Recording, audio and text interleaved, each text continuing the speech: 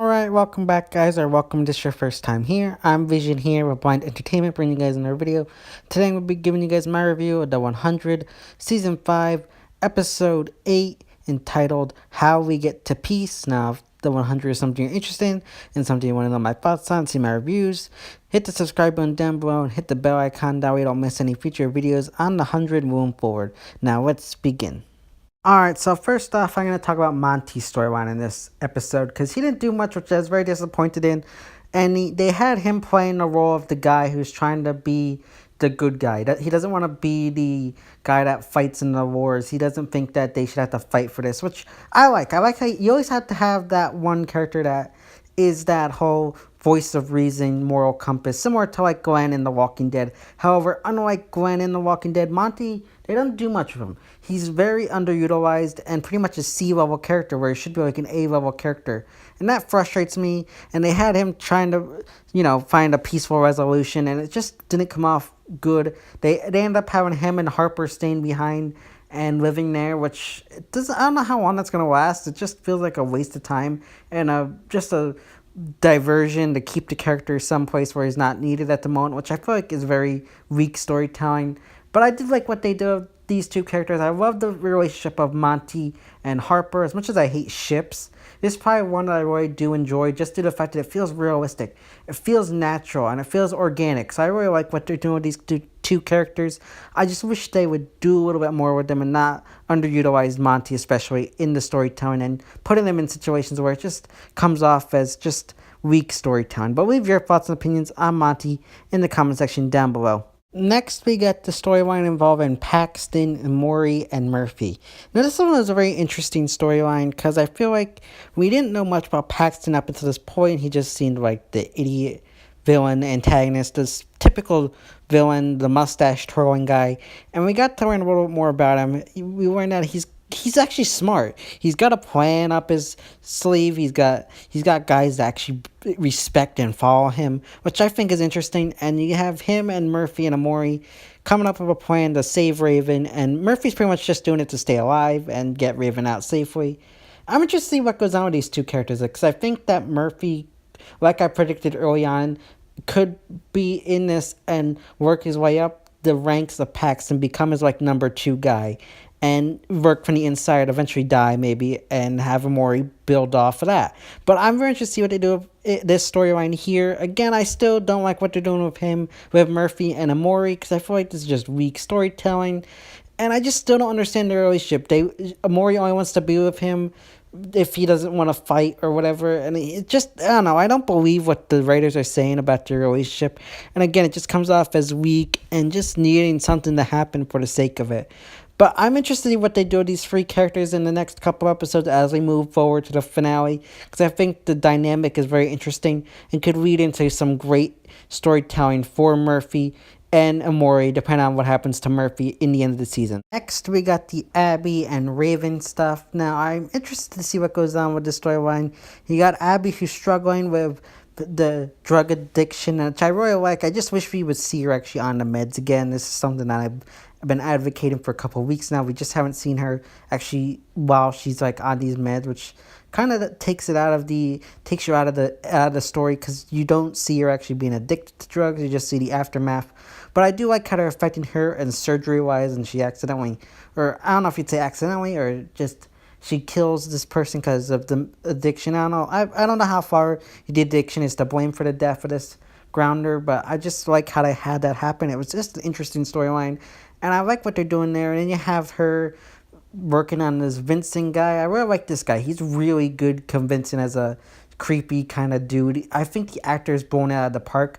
I hope they keep him around because I like him. I hope he's like one of Paxton's guys, because I think he could be a very interesting character. But moving on, you got her needing some kind of technology, and Vincent is one of the guys the guy that comes up with it, and she decides to go to Raven, and Raven doesn't want to help her, of course, given what's happened to her. But Abby tells her, my life's in danger here. If you don't help me, I could die or something, and stuff like that, which I really like. I like how they had Abby not telling her about her addiction, but saying that if you don't help me, I'm pretty much doomed. And they're gonna kill me. So I like how they use that storyline. And then you got Raven who actually helps her due to that. But then you got Raven who finds out about her addiction. And one of my favorite parts of the episode is where Abby turns around when Raven goes to attack her, and Abby takes out the thing for her collar and shocks her, and is like crying and apologizing. I really like that. I think that the actor who plays Abby, I think her name is like Paige or whatever. I think she's blown it out of the park this season. I love Abby as a character, and I really love that scene because you got her. She didn't want to do it, but she had to because she knew that she wouldn't get her meds, and that would hurt her and everything else. Like, it's a domino effect. If she didn't get her meds, then she wouldn't be able to function. She wouldn't be able to do what she's be able to help these people, and then she would die. So, in the end, she is doing this to save her own life because they'd kill her in the end. And I really like how they add that extra lining because you think, oh, she's just being selfish, just thinking about it. But no, if she didn't do this, she would end up dying. So I really like that. And I really like what they did with her crying. And it was just so believable as she's crying, apologizing to Raver as who she looks at as like a daughter figure. So I really like that scene. And then you got Raven and Echo, who Echo this whole episode is one to go and kill Shaw so that they don't have their pilot. I really like that because once Shaw's dead, like they're done for. Pretty much they can't escape. They're stuck there. Even though with Paxton and his men, they could easily probably kill one crew. But I really like how Raven, after the fact, is like, just kill him. We gotta get this done. And then we get some good backstory. I don't know. It was okay. I think we needed some backstory of Raven. I just wish we got a little more. I did like how it tied into to Abby's addiction, about how she watched her mom die of another addiction. I forget what it was. But I like how they tied that into Abby. I just really liked that. It was good storytelling. And I don't know. I just hope that it just doesn't push these two characters, Shaw and Raven, who she was telling it to, that into a relationship. Again, I hate relationships, and I don't want Raven to have one. And I'm just interested to see what goes on with Raven moving forward, with now knowing that her mom had an addiction and how it'll fuel her relationship with Abby in the season end story coming forward in the season. Then you got Kane and Dioza's storyline. I really like what they did with them in this episode, especially Dioza. I really love the actress who plays her. I'm not even going to try to pronounce her name because I can't, but I really love this character. I've heard rumors that she only filmed for like 8 or whatever episodes and she might die in the next episode. I really hope that's not true because I love the character, I love the actress, and I love what they're doing here. Especially with her having a baby, I think this is a great story element to add in because it shows she's not the real bad guy, Paxton is.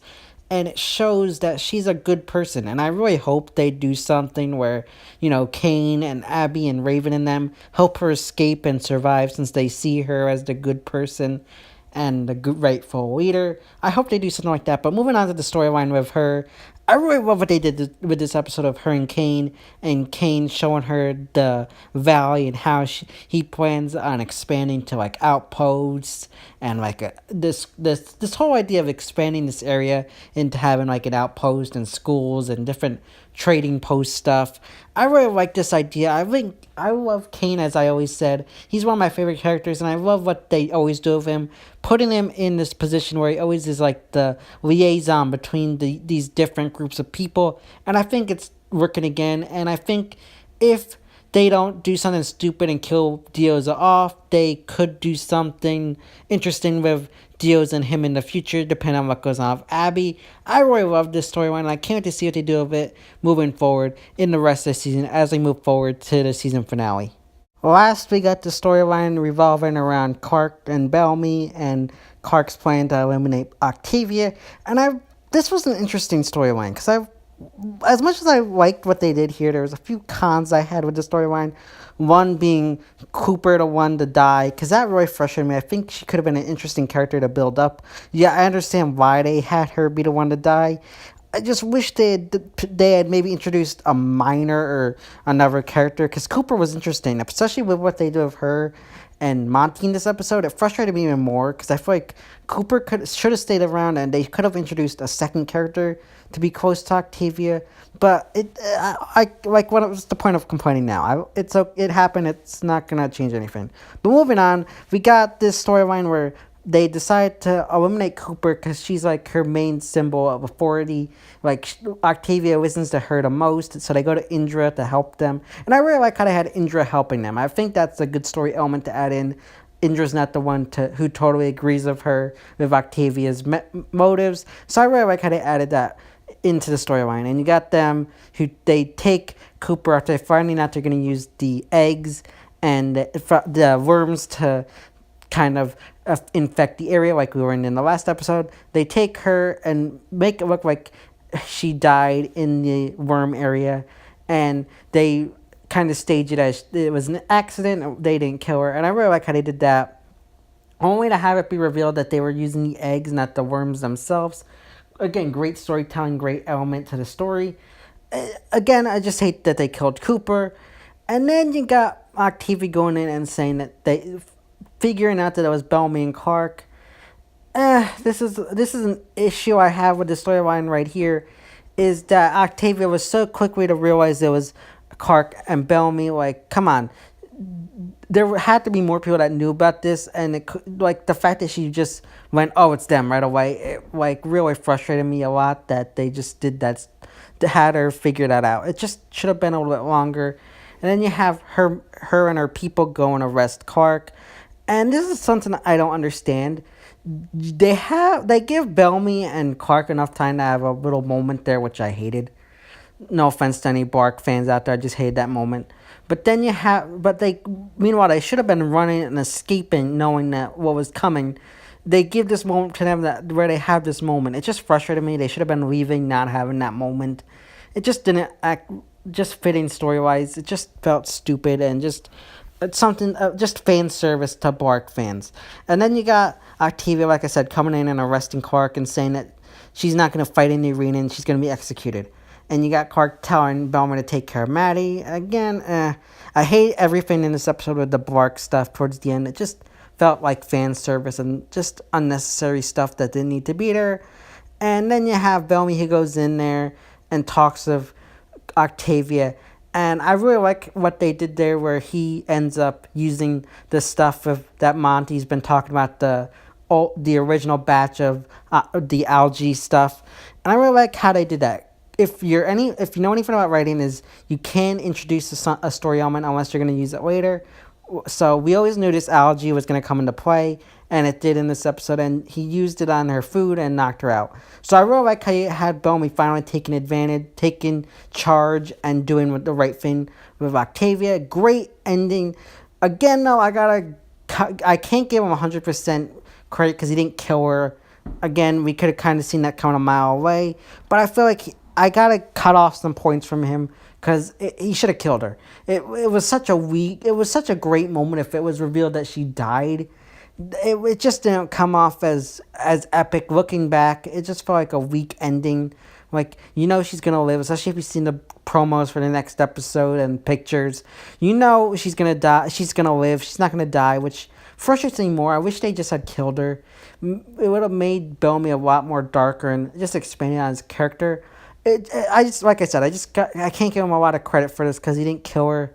Again, though, I gotta say, though, the best part of the episode came where he said, "My sister, my responsibility." That was one of the best lines of the episode. Best lines of the season, maybe. Even series, I don't know. But I think that was a great way to end it. Again, though, I just wish that it would have ended with her death. But maybe that's just me wanting one of them to die, but I don't know. Leave your thoughts and opinions on how it ended, because I feel like it would have been a little bit more epic if she died, but maybe it's just me. So leave your thoughts and opinions in the comment section down below. So yeah, guys, that's my review of the 100, Season 5, Episode 8, How We Get to Peace review. I thought it was it was picking up pace. I think they finally picked up pace. It was a good episode, and I'm excited to see what to do with the rest of the season. So like I said, if you like this video, give it a big thumbs up and share. And don't forget to subscribe down below and hit the bell icon. That way you don't miss any future videos or reviews on the 100 moving forward. This has been Vision here with Blind Entertainment, and I will see you next time.